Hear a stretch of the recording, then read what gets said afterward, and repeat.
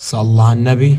قبل ما نبدأ بيبدأ فيلمنا في معبد شاولين لتعليم الفنون القتالية، واللي بيكون من أشطر الطلاب في المدرسة ومحترف في الكونغ فو، وبيكسب أي تحدي بينه وبين باقي الطلاب، وبيكون في قتال بينه وبين طالب تاني، وكالعادة ليه بيفوزوا في ثواني معدودة. وعلشان كده المعلم بيطلب يقابله، وبياخد المعلم ليه بعيد عن باقي الطلبة، وبيتكلم معاه وبيقول له انه اكتر مقاتل محترف في البلد، وعلشان كده ما قلتش حد افضل منك في المهمة دي. وبيقول له ان في شخص اسمه هان بعد ما اتعلم فنون الكونغ فو واسرار القتال في معبد الشاولين بيستخدم الاسرار دي لمصلحته الشخصية وفي الشر واذية البشر، ودي ضد قوانين المعبد، وان اللي بيتعلم الكونغ فو لازم ما يستخدمهوش في الشر ولا يأذي حد، والكونغ فو يبقى للحماية وبس. وبيقول المعلم ان جه الوقت ان ليه يوقف هان عن حده ويعيد سمعه وشرف المعبد من تاني.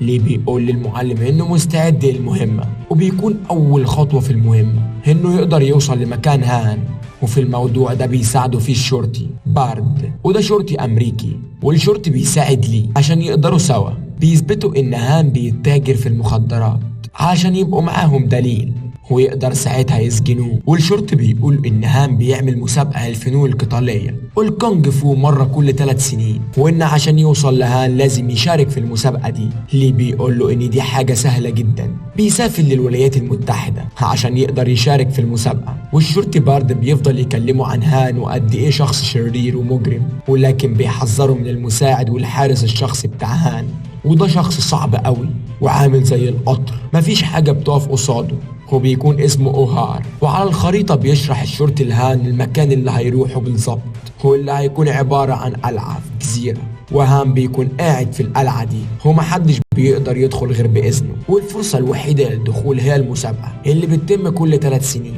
ليه بيسأل الشرطي وبيقول له طالما بتعرف كل التفاصيل دي عن هان ليه ما قبضتش عليه لحد دلوقتي وتريح الناس من شره؟ الشرطي بيقول له انه مجرم والشرطة عارفة كل حاجة عنه، لكن مفيش دليل يثبت كده، وده بالظبط اللي محتاجينك تعمله. الشرطي بيقول له اننا هنقدر نوفر لك سلاح واي حاجة تحتاجها. ليه بيقول له ان مش هيحتاج اسلحة، وكمان الشرطي بيوري له صورة بنت وبيقول له دي شرطية اسمها ميلي، زرعناها وسط نساء هان عشان تجيب لنا كل اخباره، بس لينا فترة ما نعرفش عنها اي خبر. هو بيقول له انهم حوالي في كل مكان وهيستنوا منه اي اشارة عشان يقتحموا المكان. بيخلص ليه كلامه مع الشرطي، هو بياخد مركب عشان يروح جزيرة هان ويقدر يشارك في المسابقة.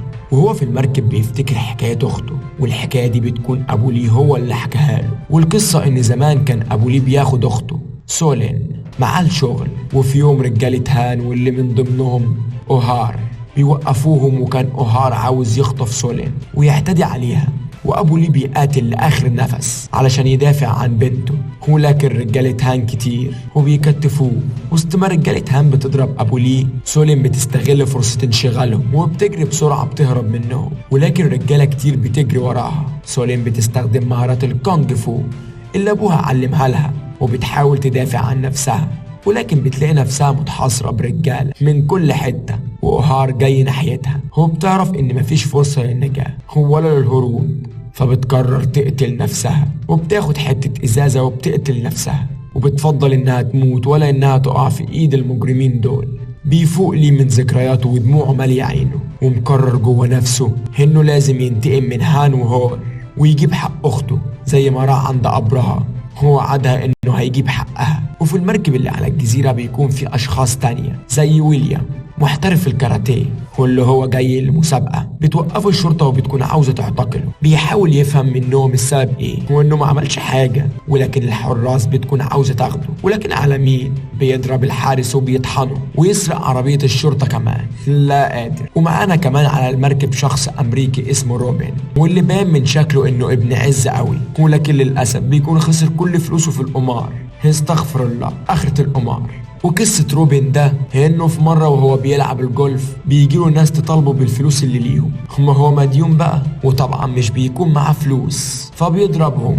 وهنا بيظهر لنا ان روبن مقاتل محترف هو كمان، وقد ايه حركته سريعة. وروبن بيقرر يشترك في مسابقة هان عشان يقدر يكسب شوية فلوس ويسدد ديونه.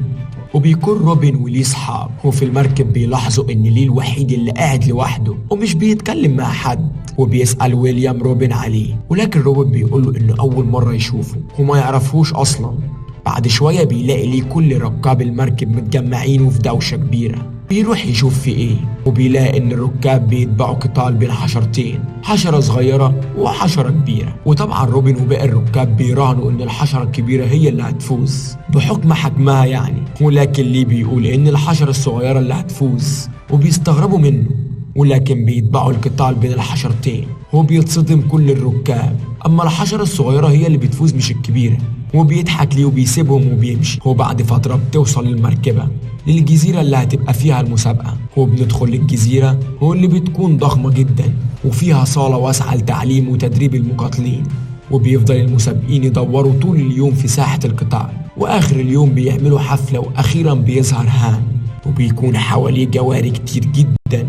وبيقول هان لكل الموجودين في الحفلة إن بكرة فرصتهم للفوز، وإن النهاردة الحفلة دي على حسابه عشان يستعدوا للقتال بكرة. هو بيقول لهم أي حد عاجبه جارية ليه الحق يختارها. الراجل كريم أوي يا خال، واللي بيختار الجارية ميليان لأنه عارف من كلام الشرطي إنها جاسوسة، وعشان يعرف منها أخبار هان ووصلت لإيه. بتدخل ميليان أوضة ليه وبتقول له إنها ما تقدرش تتحرك وتراقب هان وتمسك عليه دليل إنه بيتاجر في المخدرات، لأنها مجرد جارية والحراس حواليها في كل مكان ومش بتقدر تتحرك. وبتقول له إن القانون بتاع هان إن أي جارية يختارها تاني يوم بيقتلها، وإن هي ممكن يجي عليها الدور في أي لحظة وساعتها هتموت وهيبقى المهمة راحت على الفاضي. بيعرف ليه إن فرصتهم الوحيدة للنجاة هتكون المسابقة، فبيبدأ يتدرب ويستعد في اوضته. وبيدخل عليه اوهانا مساعد هان وبيفتح الباب وبيقول له ان المسابقة مش دلوقتي يا كابتن، دي الصبح، انت بتتدرب ليه بالليل كده؟ ليه بيزعق له وبيقول له اخرج واقفل الباب. وتاني يوم الصبح يوم المسابقة واليوم المنتظر بيكون كل المقاتلين في ساحة القتال، وهان بيظهر وبيعلن ان المسابقة والتحدي ابتدى من دلوقتي. وبتكون أول قتال وتحدي بين المقاتل ويليام ومقاتل تاني، وبسرعة وخفة بيضرب ويليام وبيسدد ضربات الخصم بتاعه، وفي دقايق بيخلص القتال بفوز ويليام. وبنشوف روبن وهو بياخد فلوس من اللي جنبه لأنه بيكون مراهن إن ويليام هو اللي هيفوز. وبيكون الدور على روبن في القتال التاني، ولكن قبل ما بيبدأ القتال روبن بيقول لويليام يراهن على فوز، وهو هيعمل خطة إنه هيسيب نفسه يتضرب من خصمه الأول عشان الرهانات تكتر على خصمه وياخدوا الفلوس في الآخر. الولد ده ذكي عجبني. وبيبدأ القتال وبنشوف روبن وهو مستسلم وسايب خصمه يضربه ويرميه في الأرض كل شوية، وطبعا بكده الرهان على فوز الخصم بيزيد. وبعد شوية بيقوم روبن هو بيمسك خصمه بالركلات وبالبوكس بيعدمه العافية، وبيخلص القتال بفوز روبن، وبكده بيكسب فلوس كتير من الرهان. ولحد هنا بيخلص اليوم الأول من المسابقة، وبالليل بيجهز ليه نفسه وبيستعد للخطة والانتقام. وبيخرج من أوضته في الخباسة عشان يراقب ويشوف هان بيعمل ايه، ولأنه سريع مش بتلاحظ الحراس اللي في كل شبر في المكان، وبيكون عاوز ينزل للأرض فبيعمل حبل وبيرميه، لكن للأسف الحراس بتاخد بالها منه وبيضربهم ليه وبيتخلص منهم. وعشان كده الدنيا بتكون ليل مش بيقدروا يشوفوا وشه ويتعرفوا عليه كمان. وبيطلع تاني بالحبل بتاعه. وتاني يوم الصبح وقبل ما المسابقة تبدأ هان بيجمع المقاتلين وبيقول لهم ان في حد منكم جاسوس وكان بيحاول يتمشى في القلعة بتاعتي، ولكن للأسف الحراس بتاعتي ما قدرتش تمسكه، بس انا هعرف اجيبه وساعتها مش هرحمه. بس دلوقتي الحراس غلطت ولازم تتعاقب. وبيأمر هان المقاتل بولو انه يقتل الحراس ويخلصوا منهم. بولو ده اكتر مقاتل شرس عند هان، حد كده ما يعرفش الرحمة. وبيهجم بولو على الحراس وبيقتلهم واحد ورا التاني، بيحفظهم زي الصراصير. انت هي يا عم انت. وبعد ما بولو بيقتل الحراس بيكملوا المسابقة، وبيكون الدور على ليه في القتال. وحظه الحلو ان خصمه هيكون اوهار، الظاهر انه مستقصده من بعد ما اتطرد من اوضته. بيبدأ القتال واللي بيستجمع كل ذكرياته وقصة اخته، وان هو لازم ينتقم من المجرم ده. وكل المقاتلين بيبقوا فاكرين ان اوهار طبعا اللي هيفوز، لان معروف عنه مفيش حد بيقف قصاده، ولكن ليه بيضربه بايد من حديد وبيوقعه على الارض كذا مرة، والكل بيكون متفاجئ ومش مصدق نفسه. وبيقع اوهار على الارض والمفروض ان ليه كده كسب، بس اوهار بيكون مش قابل الهزيمة من حد، وبيكسر قانون اللعبة وبيجيب إزازة وبيكسرها وبيكون عاوز يقتل ليه، وليه بيرجع له وبيطحنه وبيخلص وبيخلص عليه، وبيخلص القتال وسط انبهار الكل. وبيخلص تاني يوم للمسابقة بيروح ويليام المكتب بتاع هان لأنه بيكون طلبه بالاسم يجيله. وأما ويليام بيدخل المكتب بيتفاجئ إن هان بيتهمه إنه هو اللي كان بيتجسس في القلعة، وبيهجم هان على ويليام بيحاول يفهمه إنه ما عملش كده، ولكن هان بيكون زي الوحش، ومهما حاول ويليام يسدد ضرباته مش بيقدر عليه. وبيقضي هان على ويليام وبيخلص عليه، وبنكتشف ان هان عنده ايد مقطوعة ومركب ايد صناعية مكانها. وبعدها بنشوف هان وهو جايب روبن وبيعرض عليه يشتغل معاه. بيوافق وبيفرح روبن في الاول، ولكن اول ما بيشوف جثة صديقه ويليام بيتصدم. وهان بيقول له الشغل ما فيهوش مشاعر، ولو عاوز تشتغل معايا لازم تعرف ان شغلي كله زي كده. بيرفض روبن الشغل معاه بعد ما شاف جثة صاحبه وبيمشي وبيسيب. وفي الليل بيتسلل ليل تاني مرة في القلعة لأن كده الوقت بيعدي والمسابقة هتنتهي من قبل ما يجيب الأدلة للشرطي. هو بيكون ليه شاف قبل كده مكان سري في الجنينة، وبيحاول يخرج من أوضته ويستخبى من الحراس ويوصل للمكان ده، ولكن بيتفاجئ إن في أفعى كبيرة جدا على المكان ده، ولكن ليه متدرب على اصياد الحيوانات دي في مدرسة شاولين. فبياخد الأفعى ويحطها في كيس ويقفل عليها، وبيكون في أوضة اتصال في القلعة.